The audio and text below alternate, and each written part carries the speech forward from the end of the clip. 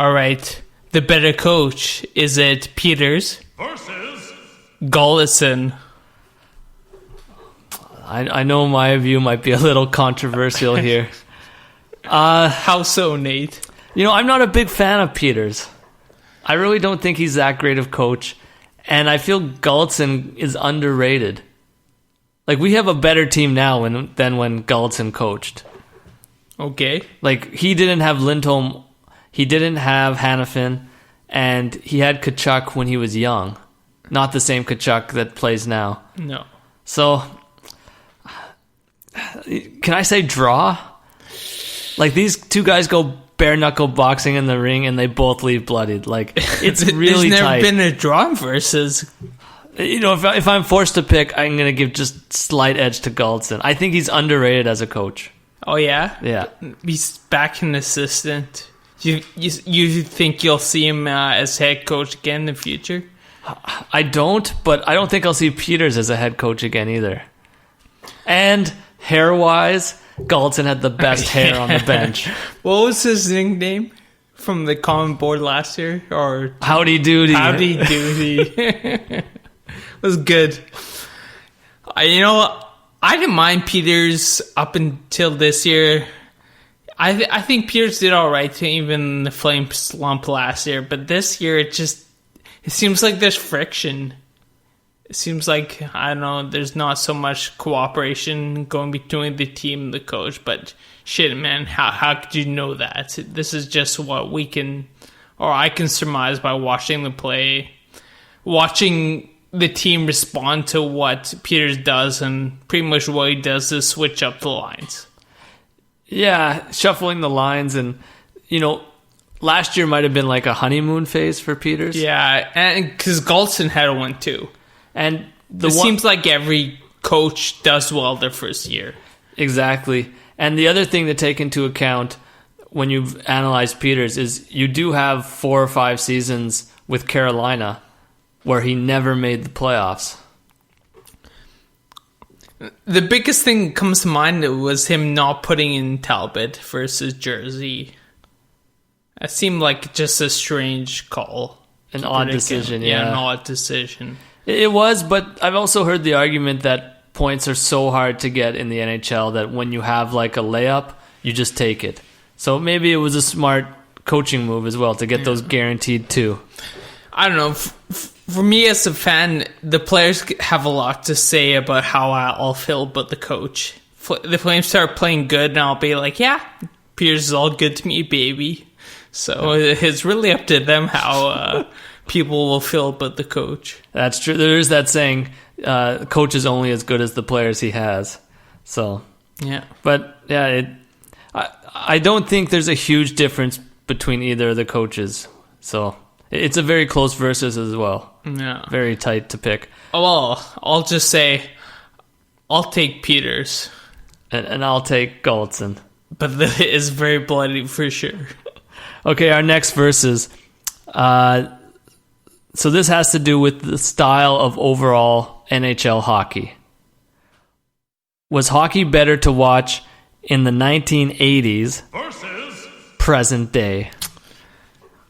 There's definitely going to be some recency bias here, seeing as I wasn't watching too much hockey in the 80s. But I remember the clips of Rock'em Sock'em. That was probably some of the oldest hockey I watched. I think that was the 90s. Yeah, no. I'm sure it started in the late 80s. Maybe late 80s, yeah. Shit. But I'll tell you what you won't see in hockey from the 80s. Lacrosse move from behind the net. Some of the shots between the legs, top corner.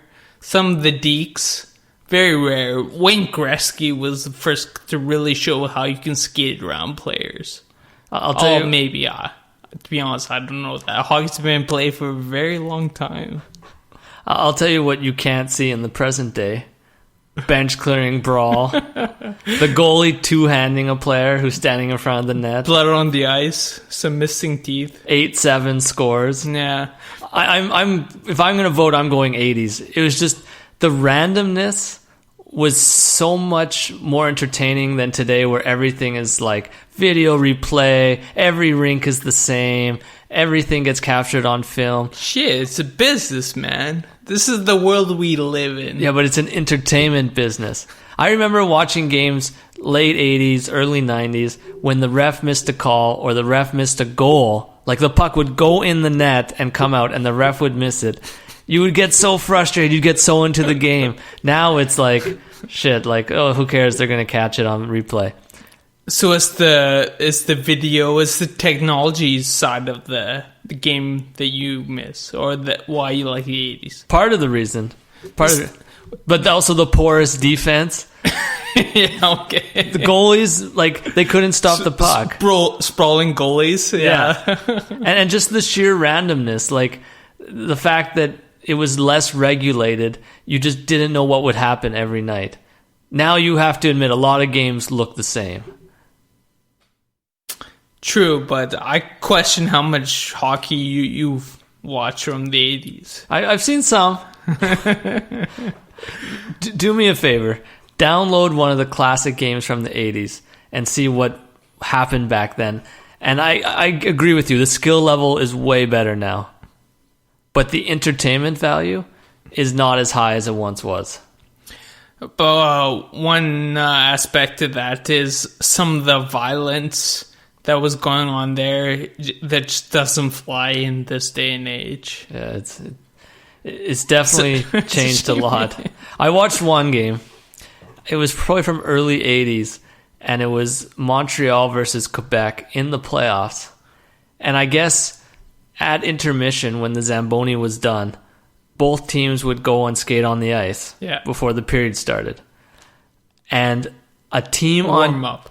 Like, they'd re-warm up in between each period. Yeah. Not with pucks, but just, go for a skate around the ice. Before the puck drop. Yeah. It still happens. Well, now it's like most players stay on the bench and only the starting lineup. Okay. Yeah. This was the whole team would go the whole team does it. Yeah, does a quick skate, returns to the bench. And between the first and second, there was a team-on-team brawl. Some hatred going on there. Yes. Like, if you get a chance to watch that, I can't remember. I think it was Game 6 in 1982 or something. Montreal, Quebec. I might have the year wrong, but if you get a chance to watch it, it's just unbelievably entertaining. Okay, let's do the next verses. I like it, though. It was a good one, too. Okay. All right. More enjoyable crash and burn. Is it Toronto versus Edmonton? Now, what I mean is, who would you rather see fail?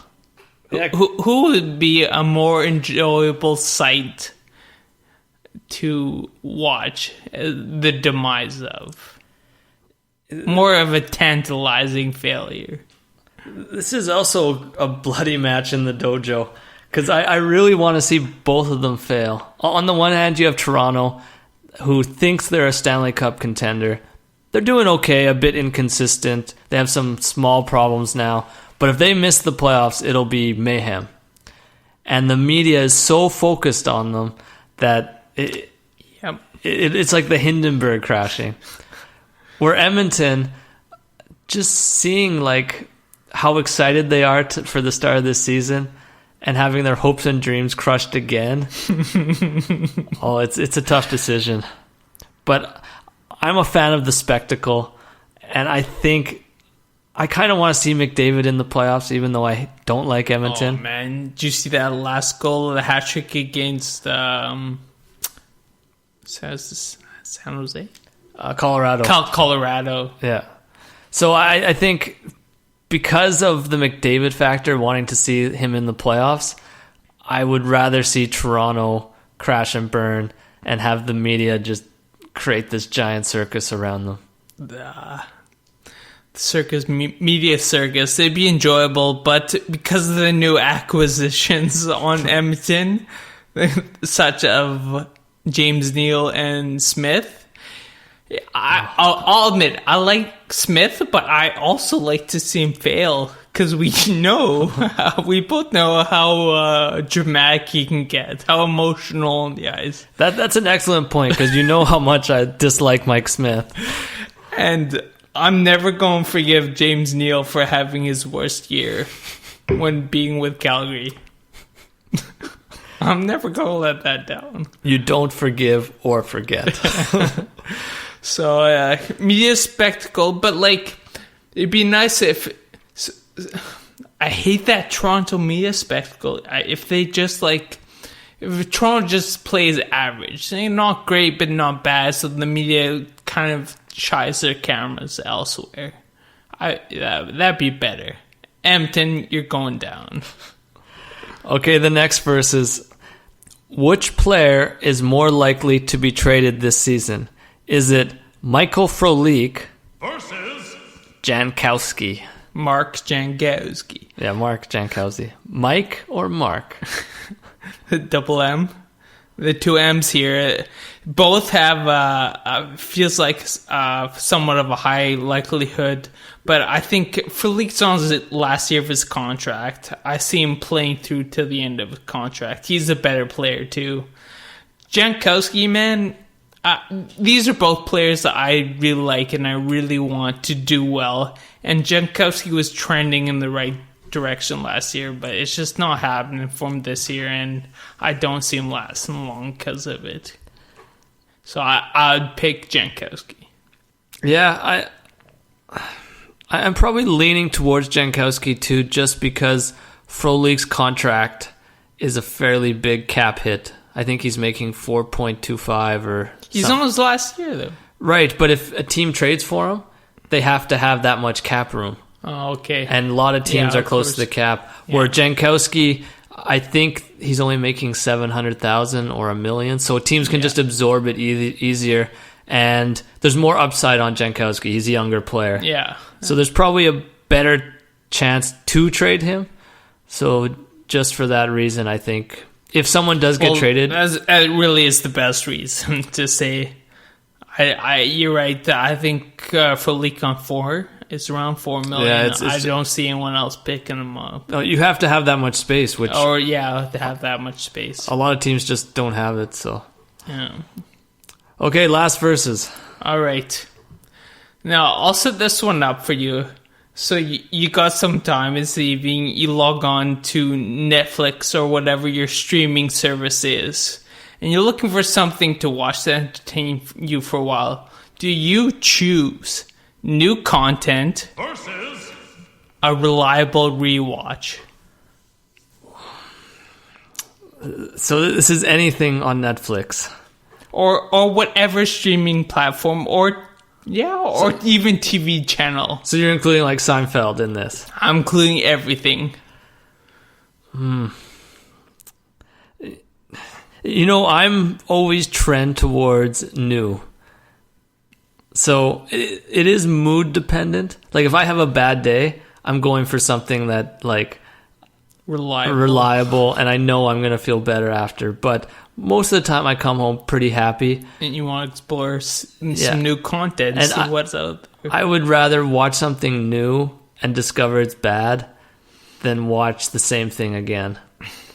With that said, I have seen every Seinfeld 6 to 8 times, so... Yeah.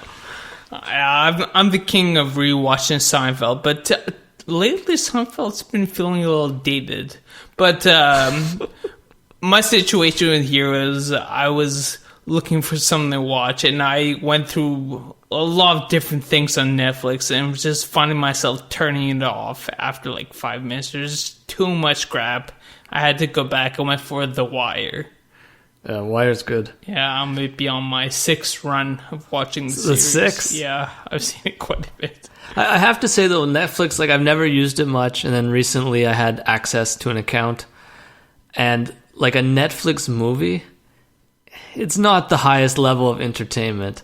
Like, the Netflix movies are pretty corny. I think I've seen one. Like, and I'm not talking about, if it's a Hollywood movie that they get the rights to, that's different. I'm talking about made for Netflix. There was one called Bird Box. I never saw it, but it was with the chick from Speed. Oh, I know which one. Sandra Bullock. Sandra Bullock, yeah. Yeah, I haven't watched it either, but... All right, I guess we both agree, though, we'd rather watch new content. No, I went, like I said, I went for The Wire. I couldn't find reliable, or so I couldn't find any new content worth watching. So I went with the